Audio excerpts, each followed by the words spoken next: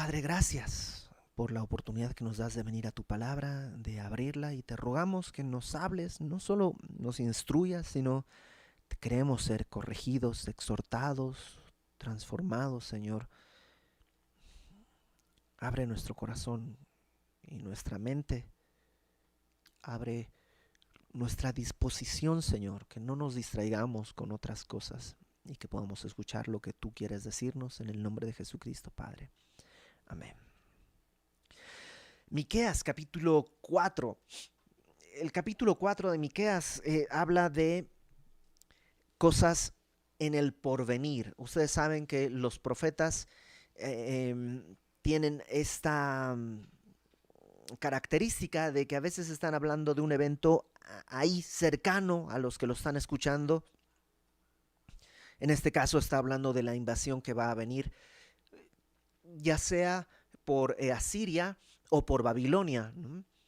Pero a veces brincan hacia el futuro y hablan de cosas que aún para nosotros están en el futuro y que no han sucedido. Bueno, el día de hoy es uno de esos casos. Sobre todo va a estar hablando de asuntos que aún para nosotros están en el futuro. Y antes de poder entrar, hay un tema que quisiera que lo revisásemos. ¿Revisásemos? Lo que lo revisáramos es este... Eh, antes de poder entrar, para que todos sepamos de qué estamos hablando. Y ese asunto es el milenio. A lo mejor has escuchado del milenio, ¿no? ¿Qué será el milenio? Pues espero que hoy nos quede claro. Así que vamos a empezar en 2 Samuel capítulo 7 para ver qué es el milenio, esa cosa de la que tantos han hablado. Segundo libro de Samuel capítulo 7.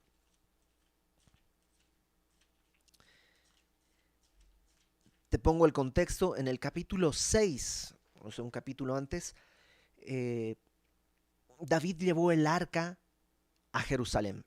Ya David es el rey, ya está constituido, la nación está segura, ya Jerusalén ha sido conquistada, y ahora no solo ha sido conquistada, sino que es la capital del reino de Israel. Y David se acuerda que el arca está pues abandonada, está en algún lugar, ¿no? Fuera, en alguna casa ahí, y nadie se acuerda de ella. Y en el capítulo 6 David la manda a traer a Jerusalén, a la capital. Y está ahí en la capital, ya está, como te digo, el reino seguro, David es el rey. Pero se da cuenta David de que él tiene un palacio, tiene una casa hermosa, y está viendo por ahí, a lo mejor por la ventana, ve, y se da cuenta que el arca está en una tienda. Y él voltea y pues, yo estoy en un palacio, y el arca de Dios, que es donde está la presencia de Dios, está en una tienda. Y dice, no puede ser, voy a hacerle una casa al arca de Dios, ¿no? Haciendo referencia al templo. Voy a construir este templo, porque no puede ser que yo estoy en un palacio y el arca está en una tienda. Y el profeta Natán le dice, dale, pero luego Dios le dice al profeta, no, que no le dé, ve y dile a David que él no lo va a hacer. Mira, acompáñame por favor, capítulo 7 del segundo libro de Samuel.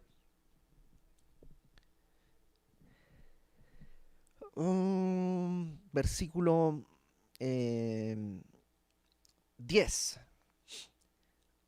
Dios le está diciendo a David, ¿tú quieres hacerme una casa? No, no podrás hacerme una casa, pero yo voy a hacer algo por ti. Versículo 10, 2 Samuel 7, versículo 10. Yo, dice, yo fijaré lugar a mi pueblo Israel y lo plantaré para que habite en su lugar y nunca más sea removido, ni los inicuos le aflijan más como al principio, desde el día en que puse jueces sobre mi pueblo Israel, y a ti te daré descanso de todos tus enemigos. Asimismo, Jehová te hace saber que él te hará casa.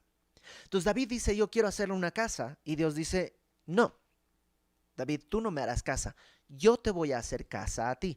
Ahora este es un juego de palabras, porque David está hablando de un templo, ¿no? La casa en el sentido de un templo, pero Dios está hablando de un linaje, casa como de descendencia. Creo que ya lo hemos hablado, ¿no? Como la casa de los duques de no sé qué, es como un linaje.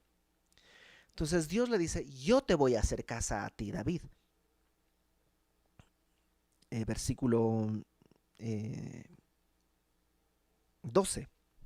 Y cuando tus días sean cumplidos y duermas con tus padres, yo levantaré después de ti a uno de tu linaje, el cual procederá de tus entrañas, y afirmaré su reino.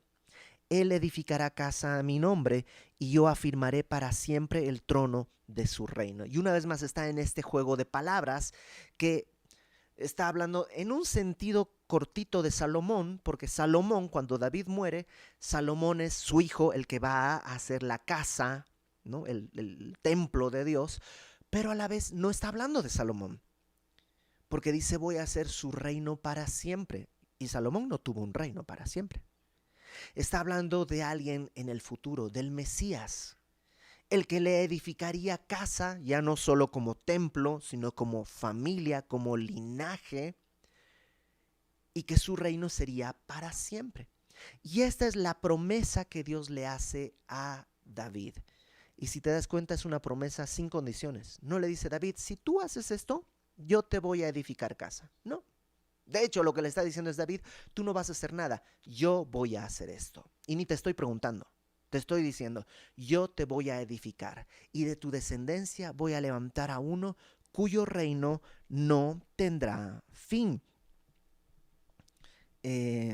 Versículo 14, yo le seré a él padre y él me será a mí hijo. Si hiciere mal, yo le castigaré con vara de hombres y con azotes de hijos de hombres, pero mi misericordia no se apartará de él como la aparté de Saúl, al cual quité de delante de ti. Y será firmada tu casa y tu reino para siempre delante de tu rostro, y tu trono será estable eternamente. Entonces, esta es la promesa que tenían todos en el pueblo de Israel. Por eso cuando hablaban del hijo de David, todos los judíos entendían, wow, el hijo de David es el que tendrá el reino. Y que si tendrá el reino, acuérdate, en el tiempo de Jesús, estaban esperando que llegue el Mesías. Cuando llegue tendrá el reino, pues va a votar a Roma, que nos está oprimiendo, y va a instaurar el reino del hijo de David. Y nosotros como judíos vamos a gobernar en el mundo y nadie nunca más nos va a volver a pisotear, porque su reino dice que será eterno y será firme. Todos entendían eso, sabían que era una promesa mesiánica. Ese es el reino que todos están esperando. ¿Cuál fue el problema? Bueno, de David vino después Salomón y después de Salomón uno y otro y otro y otro y muchos reyes, todos murieron. Y al final fueron conquistados por Babilonia y nunca se cumplió. Nunca vino este rey que tendría un reino eterno. Acompáñame por favor ahora a Lucas capítulo 1. Lucas capítulo 1. Versículo 32. Dice, 31. En este momento el ángel está viniendo a decirle a María que va a concebir del Espíritu Santo y que va a dar a luz al Mesías. Estamos hablando del nacimiento de Jesús, ¿no? De cuando el ángel viene a decirle a María que va a quedar embarazada, pero no de una manera natural, sino que Dios mismo vendrá sobre ella y ella quedará embarazada y el hijo, fíjate lo que habla del hijo. Versículo 31 de Lucas 1. Ahora concebirás en tu vientre y darás a luz a un hijo y llamarás su nombre Jesús. Este será grande y será llamado Hijo del Altísimo. Y el Señor Dios le dará el trono de David, su padre, y reinará sobre la casa de Jacob para siempre, y su reino no tendrá fin. ¿Te das cuenta? Esa promesa que le había hecho Dios a David y que no se ha cumplido, es la misma que vienen y le dicen, se cumplirá en tu hijo. Le dicen a María, tu hijo será este rey que estaban esperando, el que tendrá el reino eternamente y para siempre. Ahora, Jesús vino, caminó en la tierra, Por 30 años caminó como cualquier persona. A los 30 años comenzó su ministerio a hablar y a predicar las buenas nuevas del Evangelio del Reino de Dios. Después fue crucificado, murió, resucitó y ascendió a los cielos. ¿Y qué crees? No se ha cumplido esa promesa que Dios le hizo a David. ¿Cuándo se va a cumplir? En el milenio. El milenio es el cumplimiento de esta promesa. Ese es el cumplimiento de la promesa. Acerca del milenio hay distintas posturas a lo largo de la historia y el día de hoy hay muchas posturas y algunos se llaman los amilenialistas. Los amilenialistas dicen que el milenio no existe, que es algo simbólico, básicamente es una etapa en la que pues habrá bondad, la bondad de Dios, pero no son 1000 años. Eso es un símbolo, ¿no? Esos son los amilenialistas, los que no creen en el milenio como tal. Luego están los postmilenialistas. Los postmilenialistas dicen que el milenio es esta etapa después de la resurrección.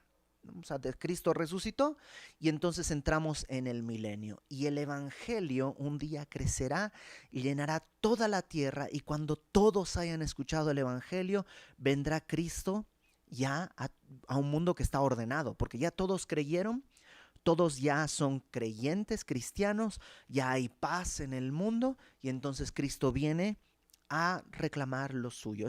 Por eso se llaman postmilenialistas, porque Cristo viene después del milenio. Para ellos milenio tampoco habla de 1000 años, ¿no? Ya han pasado 2000 desde la crucifixión, pero piensan que el mundo crecerá y avanzará y madurará, el evangelio llenará toda la tierra, todos serán creyentes y entonces habrá paz y Cristo vendrá a vivir, ¿no?, en la tierra. Esos son los postmilenialistas. Y estamos los premilenialistas. ¿Qué quiere decir? Que Cristo tiene que venir antes del milenio. Porque el milenio no es posible sin Cristo. Ya hemos probado estados cristianos y son un positivo desastre. La Edad Media son todos estados cristianos en los que desde el poder se dice ahora a partir de aquí todos somos creyentes y ya se probó y es un absoluto desastre. Ya probamos de todo, probamos dictadura, probamos democracia, probamos monarquía, probamos república, ya probamos congreso de un partido, probamos congreso del otro, probamos a lo largo de la historia todo tipo de sistemas políticos, de derecha, de izquierda, de centro, izquierda, derecha, pasa por lateral, centro, centro, cabeza, gol, ya probamos todo tipo de sistemas políticos, ninguno funciona, ninguno va a traer la paz. ¿Por qué? Solo va a venir cuando venga el rey, el príncipe de paz. Por eso somos premilenialistas. Primero vendrá Cristo y luego el milenio. En segundo lugar, creemos que el milenio es literal porque si Dios no le cumple una promesa a David, es un mentiroso. Entonces tiene que cumplirle esa promesa. Esa promesa se cumple en el milenio. Ahora, entonces ya vimos de dónde surge la idea en la promesa de David.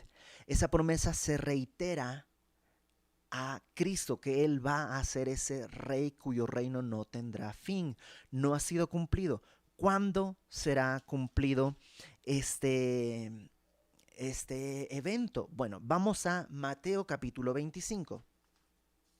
Siguiente escena, Mateo capítulo 25. Me voy a ir rapidísimo porque si no, no vamos a alcanzar a ver Miqueas capítulo 4. Pero Mateo capítulo 25, versículo 34. Mateo 25, 34. 34, no, 31. Mateo 25, 31. Mateo 25, 31. Dice, cuando el Hijo del Hombre venga en su gloria. Jesús está hablándole a sus discípulos acerca de su regreso. De sus 24 y 25 es un discurso sobre el final de los tiempos y cuando Cristo venga nuevamente. Entonces lo que les dice es, cuando el Hijo del Hombre, que Él es el Hijo del Hombre, Cristo, venga en su gloria, no está hablando de su primera venida porque su primera venida no vino en gloria, vino como siervo. pero cuando venga en su gloria y todos los santos ángeles con él, que tampoco sucedió en su primera venida, pero cuando venga en su segunda venida, vendrá con todo un ejército, nosotros como su iglesia incluidos, regresaremos con él. Se sentará en su trono de gloria, no ha sucedido, sucederá.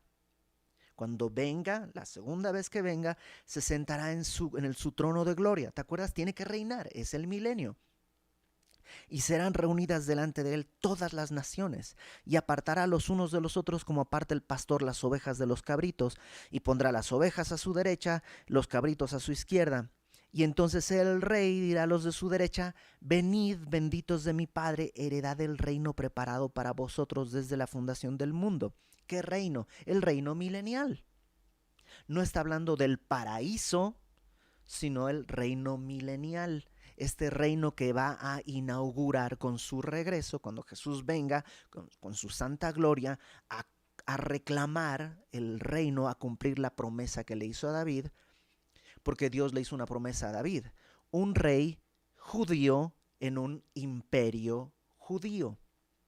Y Jesús es judío, él nació en el pueblo judío y él tomará eso.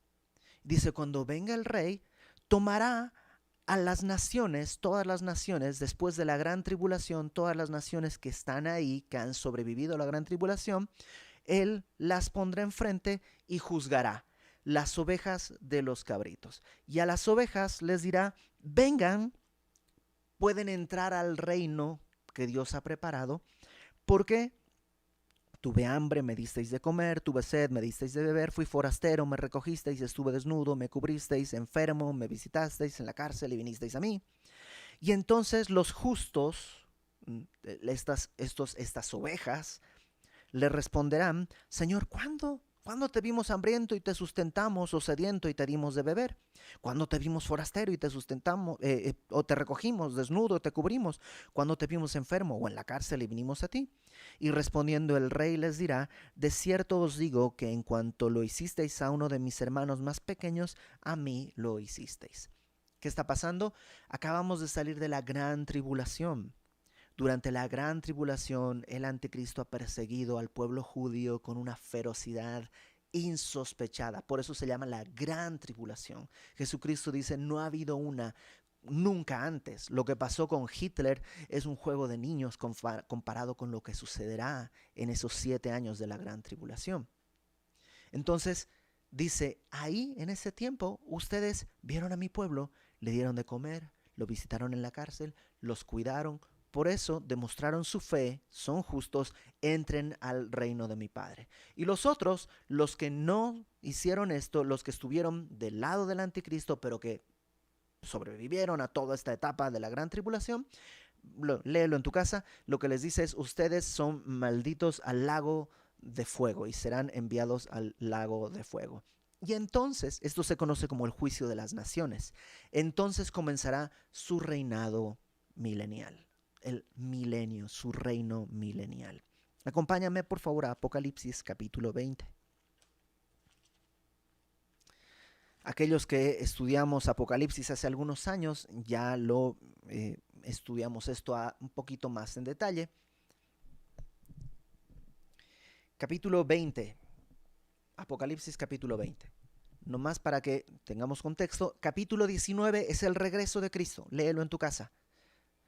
Es el regreso de nuestro Señor en el capítulo 19. En el capítulo 20 está ahora el milenio. Fíjate, capítulo 19 es el regreso de Cristo. Dice 20, versículo 1, capítulo 20, versículo 1. Vi un ángel que descendía del cielo con la llave del abismo y una gran cadena en la mano, y prendió al dragón. ¿Quién es el dragón? Es la serpiente antigua.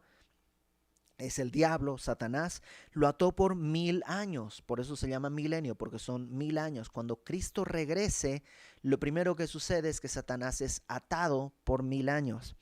Y lo arrojó al abismo, que es una especie de cárcel para demonios. No es el infierno, es el abismo.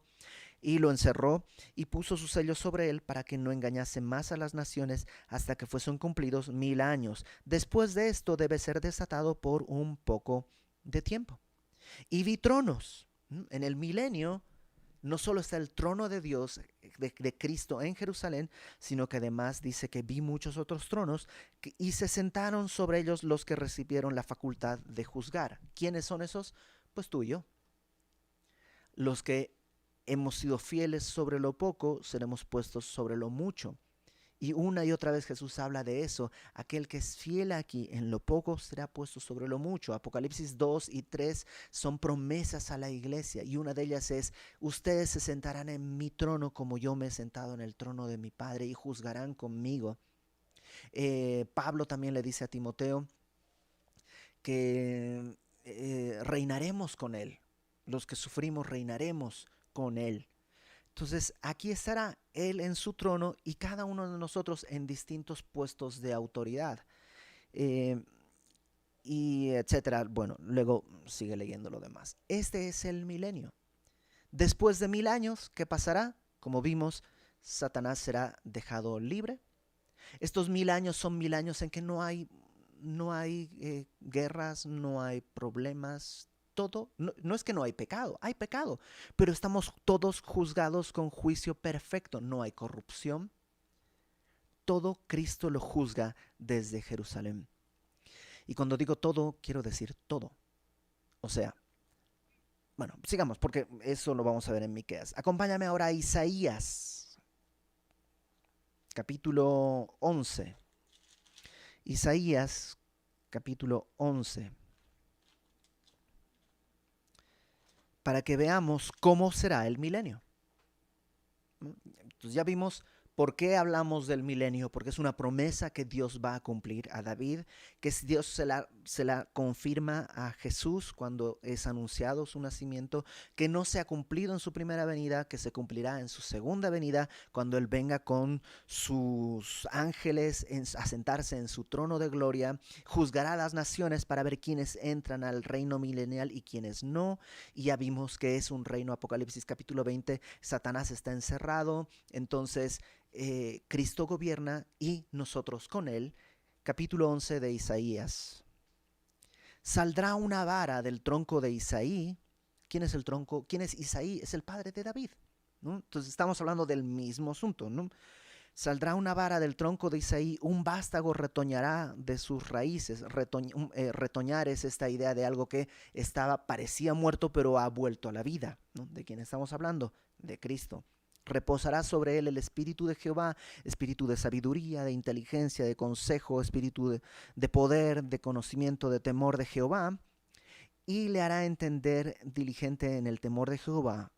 No juzgará según la vista de sus ojos, o sea, no juzgará por apariencia, ni arguirá por lo que oigan sus oídos, por apariencia una vez más, sino que juzgará con justicia a los pobres, arguirá con equidad por los mansos de la tierra, y herirá la tierra con la vara de su boca, y con el espíritu de sus labios matará al impío. Eso también lo dice Pablo en 2 de Tesalonicenses capítulo 2, que el impío será destruido con el poder de su venida. Cristo destruirá al anticristo.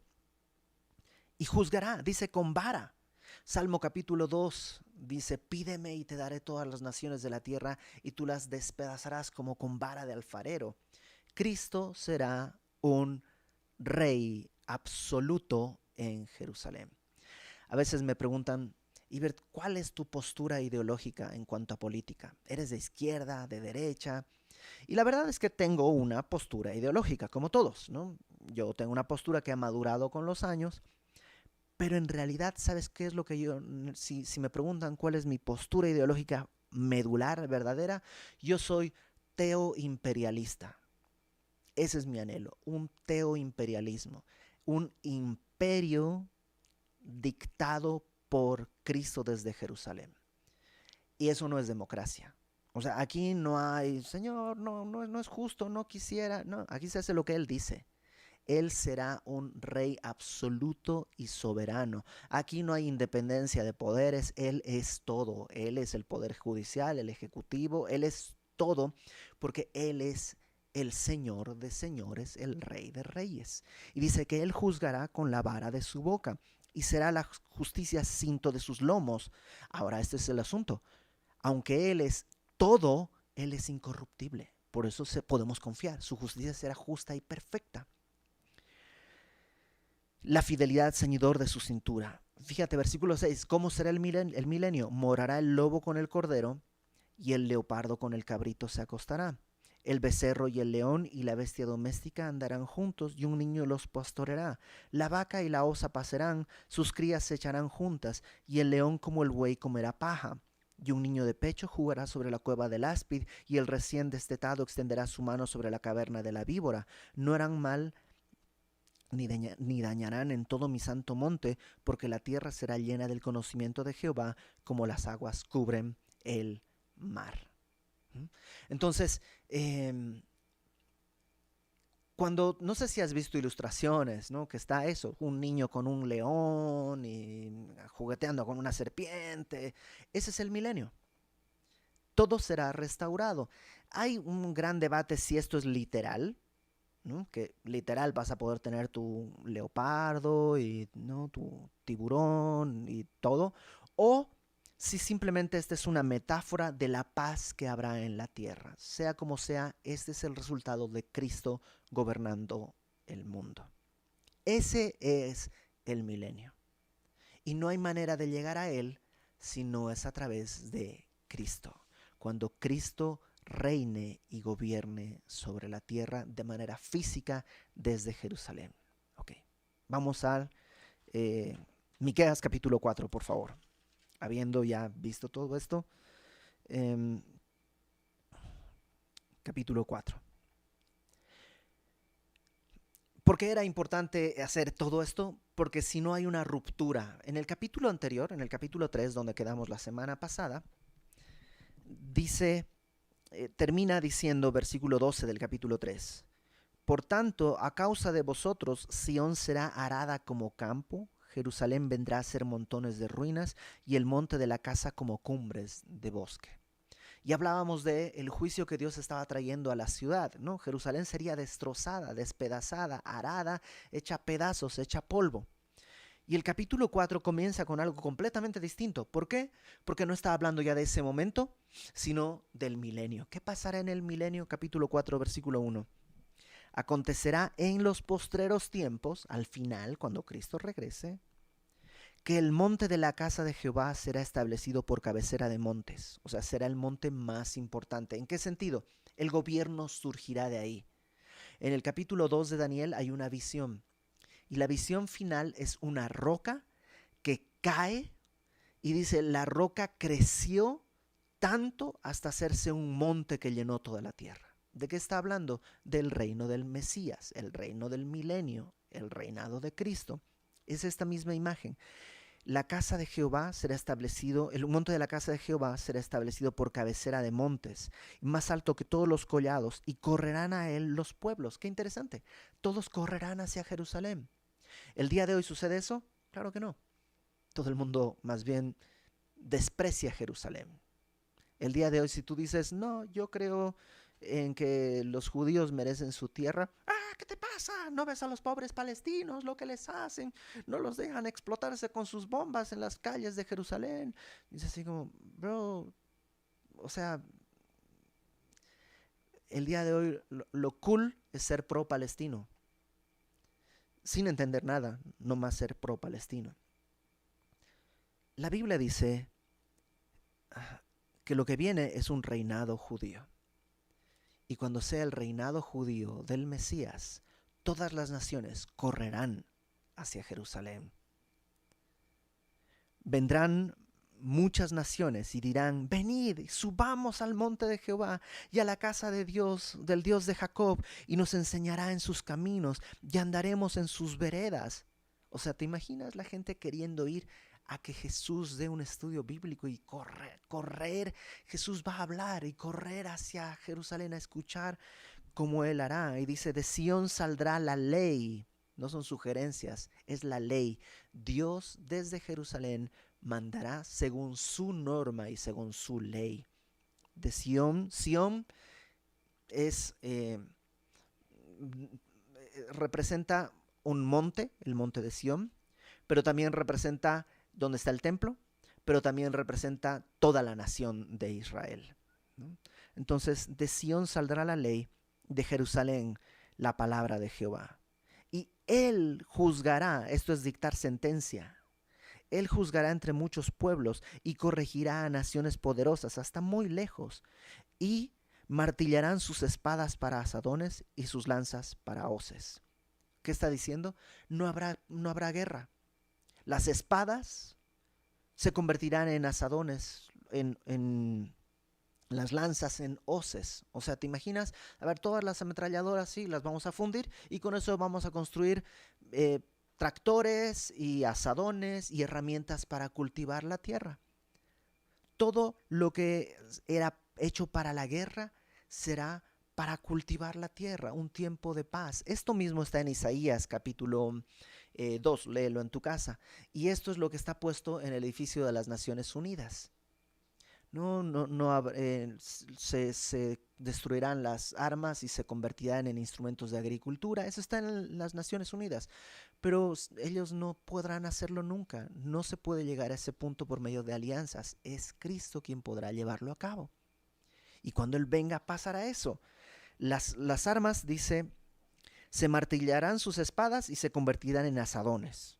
Sus lanzas se convertirán en hoces. No alzará espada nación contra nación, ni se ensayarán más para la guerra. No habrá servicio militar. ¿Para qué? No hay guerra. Habrá más bien a lo mejor servicio agricultor o algo así. La gente tendrá lugares para sembrar y cosechar. Se sentará cada uno debajo de su vid y debajo de su higuera. Esto es un símbolo de paz. No hay guerra, no, o sea, te puedes acostar cada quien debajo de su vid, debajo de su higuera. Y no habrá quien los amedrente, porque la boca de Jehová de los ejércitos lo ha hablado. Fíjate que otras cosas más sucederán en el milenio. Aunque todos los pueblos anden cada uno en su nombre de su Dios, nosotros con todo andaremos en el nombre de Jehová nuestro Dios eternamente y para siempre. En este momento cuando Miqueas está hablando, ese es el problema, cada quien tiene su Dios. El día de hoy ese es el problema, cada quien tiene su Dios. Pero Dios cuando entra a gobernar, lo que hace es que produce en ti esto. Que tú digas, no importa que cada quien ande como su Dios. Nosotros somos del Dios de Jacob eternamente y para siempre.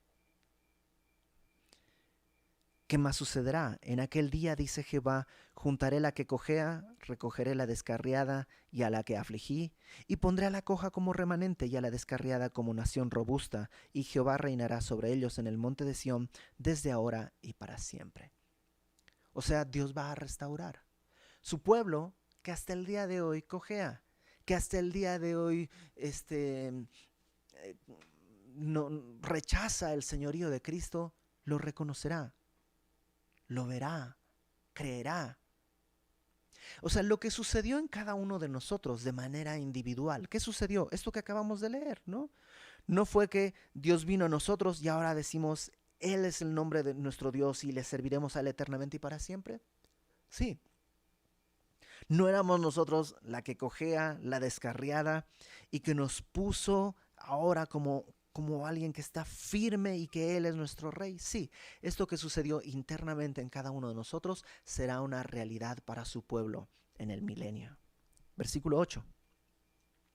Y tú, oh torre del rebaño, la frase torre del rebaño es el nombre de una población cerquita de Belén, donde nació Jesús.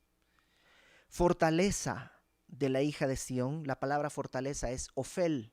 Ofel es otro lugar ahí en Jerusalén donde murió Jesús. Entonces está haciendo una referencia a estas dos cosas, ¿no? Donde nació el Mesías y donde murió el Mesías. Tú, oh torre del rebaño, fortaleza de la hija de Sión, hasta ti vendrá el señorío primero, el reino de la hija de Jerusalén. O sea, Cristo vendrá y gobernará. Qué bonita promesa. Qué bonito anhelo, ya te digo, teoimperialismo, esa es nuestra esperanza, permíteme decirlo así, esta dictadura absoluta, rígida, pero justa y santa desde que Cristo tendrá desde Jerusalén sobre todo el mundo. Pero después de ver eso, ¿qué dice? Ahora, o sea, regresemos al tiempo presente, porque todo esto es el milenio. ¿Qué pasará? ¿Qué pasa ahora? Dice verso 9, ahora, ¿por qué gritas tanto? ¿No hay rey en ti? No. O sea, Israel está deambulando. Las naciones buscan su propio rey. O sea, los que hay no son puestos por Dios. ¿No hay rey en ti? Pues sí, pero aunque hubiera, ¿te acuerdas? Lo hemos visto. ¿Qué haría? ¿Pereció tu consejero que te ha tomado dolor como de mujer de parto? O sea, el pueblo está tan angustiado y tan adolorido y pone como metáfora, ¿no? Como una mujer que va a dar a luz en ese dolor tan intenso. Así está la nación.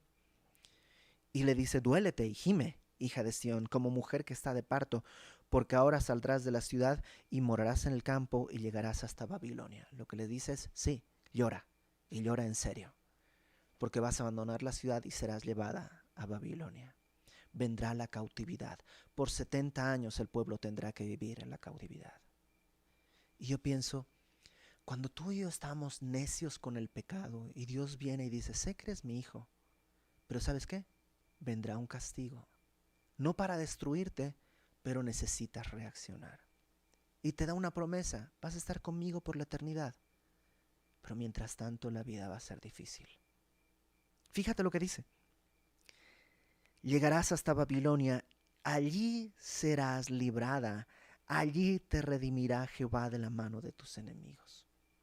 El pueblo de Israel, el del norte y el del sur, tenían el problema de la idolatría, estaban casados con la idolatría, todo el tiempo de idolatría, idolatría, idolatría, idolatría, idolatría, hasta que el reino del norte fue conquistado por Asiria, el reino del sur fue conquistado por Babilonia, fueron llevados por 70 años a Babilonia y regresaron sanados, ahí sí, curaditos después de 70 años de vara, regresaron y nunca más han caído en idolatría.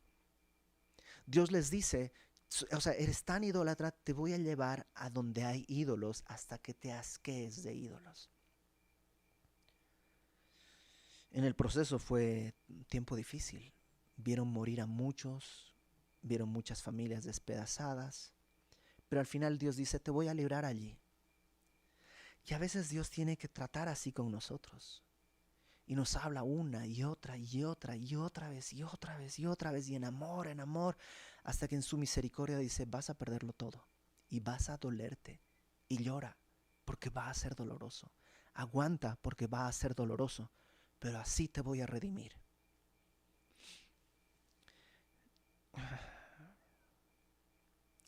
Yo conozco a algunas personas que batallaban con algún pecado. Batallaban, batallaban y batallaban al punto en que Dios los llamó a su presencia. Y yo siempre he pensado, ¿será que Dios les dijo, ok, vas a tener que sufrir, sufrir, sufrir, pero te voy a librar? Y Dios los libra. Pero el costo fue muy alto. El costo fue muy alto. Y Dios está poniendo una promesa maravillosa enfrente de nosotros, no para amenazarnos, sino para que viendo lo que va a suceder, viendo lo que Él va a hacer, tú y yo podamos ver la perspectiva y decir, pecado, ¿sabes qué? No me hagas reír, no me seduce tu oropel cuando enfrente de mí está saliendo el sol de justicia. La dimensión de las cosas vuelve a la realidad cuando vemos lo que Dios está haciendo. Entonces ya no importa lo que estoy viendo acá, porque mis ojos ven lo que Dios va a hacer. Verso 11 continúa diciéndole a la nación, pero ahora, ¿no? Que contraste con lo que Dios va a hacer y las naciones corriendo a Jerusalén y Él reinando. Ahora se han juntado muchas naciones contra ti y dicen, sea profanada y vean nuestros ojos su deseo en Sión. O sea, dicen, vamos a ver a Jerusalén cómo va a ser despedazada. Vamos a cumplirle a nuestros ojos el deseo de ver la ciudad despedazada. Y esto también es una profecía de lo que va a suceder. No en el milenio, sino un poquito antes del milenio. Para que nos hagamos la idea en el panorama, la gran tribulación son 7 años en los que el anticristo está gobernando el mundo entero. Y al final de esos 7 años, el anticristo Acompáñame a Apocalipsis capítulo 16, por favor. Poco antes, ¿acuerdas que te dije el 19 es el regreso de Cristo? Bueno, poquito antes, en el capítulo 16, versículo 13, está esta escena. Todavía Cristo no ha regresado, o regresa en el 19. Vamos por cerca de que regrese, pero todavía no ha llegado. En la gran tribulación, el anticristo está gobernando. Hay una trinidad perversa o trinidad maligna, así como el Padre, el Hijo y el Espíritu, hay una trinidad perversa. Satanás es, yo sé que la palabra equivalente no es correcta porque no es equivalente, pero espero que me entiendas, digamos, es como el Padre, Satanás es la cabeza, el Hijo es el anticristo y el falso profeta es como el Espíritu Santo en esta trinidad perversa. Y aquí está, dice, vi salir de la boca del dragón, verso 13 de Apocalipsis 16, de la boca del dragón, de la boca de la bestia y de la boca del falso profeta, 3 espíritus inmundos a manera de ranas, demonios, que como ranas fueron por todas partes. Son espíritus de demonios que hacen señales y van a los reyes de la tierra en todo el mundo para reunirlos a la batalla de aquel gran día del Dios Todopoderoso. He aquí yo vengo como ladrón, dice Dios, ¿no? Bienaventurado el que vela y guarda sus ropas para que no ande desnudo y vean su vergüenza. Y los reunió, y esto es interesante, porque aunque los demonios salen de la boca del anticristo, del falso profeta y del dragón, de Satanás, aunque sale de su boca este llamado a todas las naciones, en realidad es Dios quien los está juntando. Porque dice en el verso 16, los reunió, Dios los reunió en el lugar que en hebreo se llama Armagedón, que seguramente has oído, que es la batalla de Armagedón. Bueno, es esta. Están reunidas todos los ejércitos del mundo ahí en Armagedón. Fueron espíritus como de ranas por todas partes diciendo, ve Armagedón, ve Armagedón, ve Armagedón, y llegarán. Y en realidad es Dios quien está reuniendo a todos para esta gran batalla. ¿Y qué sucederá ahí en Armagedón? Bueno, tendrás que leer Apocalipsis, pero ahí están reunidos cuando Cristo regresa. Se abren los cielos, Jesucristo viene como un guerrero, ya no viene como un siervo, ahora viene como un rey guerrero, con su corona, con una espada, y vendrá y todos los ejércitos que están ahí pelearán contra el Cordero. Bueno, pelearán, digamos, una manera de decirlo, digamos, intentarán pelear, pero Cristo derrotará, y es donde dice que habrá carne de muertos por todas partes, la sangre llegará hasta el freno de los caballos y todo esto. Cristo, cuando están reunidos ahí en Armagedón, regresará y, lo que ya leímos, instaurará primeramente el juicio de las naciones y luego su reinado milenial. Ahora, de eso está hablando ahora Miqueas. Regrésate a Miqueas, capítulo 4, versículo 11. Se han juntado muchas naciones contra ti. Hablaba de Jerusalén, pero también habla de este momento antes del regreso de Cristo, cuando están todas las naciones. Ahí, Armagedón está cerquita de Jerusalén. Están ahí para pelear. Dicen sea profanada, verso 12, mas ellos no conocieron los pensamientos de Jehová. Pensaron que fueron voluntariamente, pero es Dios quien los reunió. Ni entendieron su consejo, por lo cual los juntó como gavillas en la era. Así Dios los amarra. Y le dice, verso 13, levántate, trilla, hija de Sión. Jerusalén está ahí como rodeada y pues está más bien perdida, pero con el regreso de Cristo, lo que Jesús dice es, el trillar era cuando ponías las gavillas de trigo y ponías a un animal que caminara por encima arrastrando una plancha y va aplastando todo el trigo para descascararlo. Creo que ya lo hemos hablado en distintas ocasiones. Eso es trillar. Entonces en esta metáfora dice, estas naciones son como gavillas. Ya las reunió, las puso ahí y ahora le dice a su pueblo, levántate y trilla, como si ellos fueran el buey que va a pasar por encima de estas naciones. porque haré tus cuernos como de hierro. O sea, ni siquiera es un buey normal, sino es mucho más fuerte. Tus pezuñas de bronce, y desmenuzarás a muchos pueblos, y consagrarás a Jehová su botín y sus riquezas al Señor de toda la tierra. O sea, sal, gana, y el botín lo consagrarás a Cristo. Acompáñame a un pasaje más, por favor. No tengo ni idea qué hora es, pero Zacarías, capítulo 14.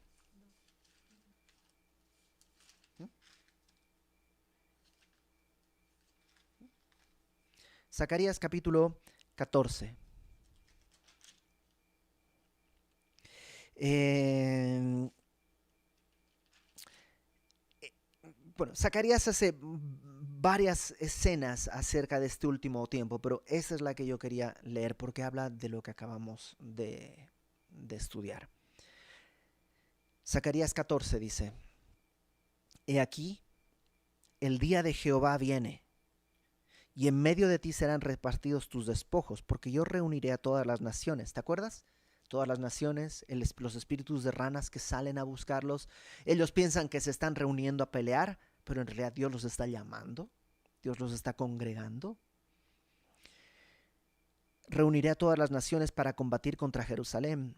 La ciudad será tomada y serán saqueadas las casas, violadas las mujeres, y la mitad de la ciudad irá en cautiverio, mas el resto del pueblo no será cortado de la ciudad. Después saldrá Jehová, interesante, porque el que regresa en Apocalipsis es Cristo. Y aquí dice quién, saldrá Jehová y peleará con aquellas naciones. Claro, Jesús y Jehová, Dios es el mismo, Dios es uno. Sí son tres, pero es uno. Cristo es Dios. Peleará con aquellas naciones como peleó en el día de la batalla. Y se afirmarán sus pies en aquel día sobre el monte de los olivos, que está frente de Jerusalén al oriente. ¿Te acuerdas que cuando están ahí en el monte de los olivos los discípulos y Jesús se despide de ellos y se va? En Hechos capítulo 1 aparecen unos varones y le dicen: ¿por qué están viendo al cielo? Así como le han visto, así le verán regresar. Y ahí dice: sus pies se afirmarán en el monte de los olivos, que está al oriente. Se partirá por en medio. Cuando Jesús esté en el monte de los olivos, el monte se abrirá en dos. Se partirá por en medio, hacia el oriente y hacia el occidente, haciendo un valle muy grande. Y la mitad del monte se apartará hacia el norte y la otra mitad hacia el sur.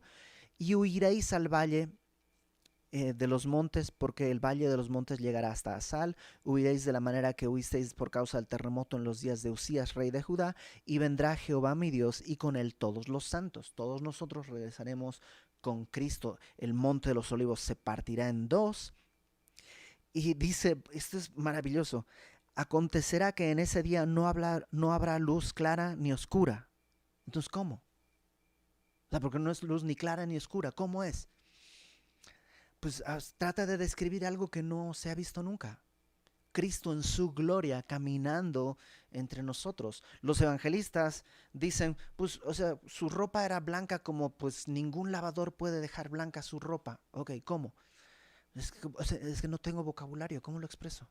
Y aquí Zacarías dice, pues es una luz, pero no es una luz blanca, oscura. No, tampoco es oscura. ¿Cómo es? Pues así, no sé cómo. Será un día el cual es conocido de Jehová, que no será ni día ni noche. Otra vez, entonces, ¿cómo va a ser? Pues es que no sé, porque no era de día, porque no era la luz del sol. Era de noche. No, no era de noche. Era Cristo en su gloria. Pero sucederá que al caer la tarde habrá luz. Caramba, ¿cómo? Al caer la tarde tiene que haber oscuridad. Sí, pero aquí habrá luz. Es que es Cristo en su gloria regresando. Acontecerá también en aquel día que saldrán de Jerusalén aguas vivas, la mitad de ellas hacia el mar oriental y la otra hacia el mar occidental, en verano y en invierno. O sea, de Jerusalén, desde el templo, desde el lugar santísimo, se abrirá y desde ahí saldrá una fuente de agua. Esta fuente de agua dice más adelante que saldrá, un pedazo va hacia el mar muerto y otro pedazo va hacia el mar Mediterráneo. Cuando llega al mar muerto, el mar muerto ahora tendrá vida y la gente irá a pescar ahí y habrá vida en el mar muerto. Verso 9. Y Jehová será rey sobre toda la tierra. En aquel día Jehová será uno y uno su nombre. Toda la tierra se volverá como llanura desde Geba hasta Rimón al sur de Jerusalén, y ésta será enaltecida y habitada en su lugar desde la puerta de Benjamín hasta el lugar de la puerta primera, hacia la puerta del ángulo, y desde la torre de Hananeel hasta los lagares del rey, y morarán en ella, y no habrá nunca más maldición, sino que Jerusalén será habitada confiadamente. Y bueno, sí, ahí puedes leer muchísimas más cosas que suceden. Eso es lo que sucederá. Ahora, Dios quiere hacer eso el día de hoy en nosotros, de una manera espiritual. Quiere que Él venga, quiere Él venir a nosotros, que somos los descarriados, que somos las ovejas, que no caminamos bien, que hemos estado en guerra contra Dios. Él quiere hacer paz. Ese milenio que será literal y real en el mundo, quiere que empiece en nuestro corazón. En que Jesús no está por democracia y le pregunta, a ver, votemos, ¿qué queremos hacer? ¿Queremos caminar en santidad o no? Iber, votemos, tú, tus pensamientos, votemos. Quiere Él ser el rey, el soberano, el Señor, la teocracia, el teoimperialismo que comienza en mi corazón. Y eso traerá, ¿te acuerdas lo que vimos? Paz en mi vida, no habrá más guerra, restauración, consagración, fidelidad. Dios quiere hacer eso.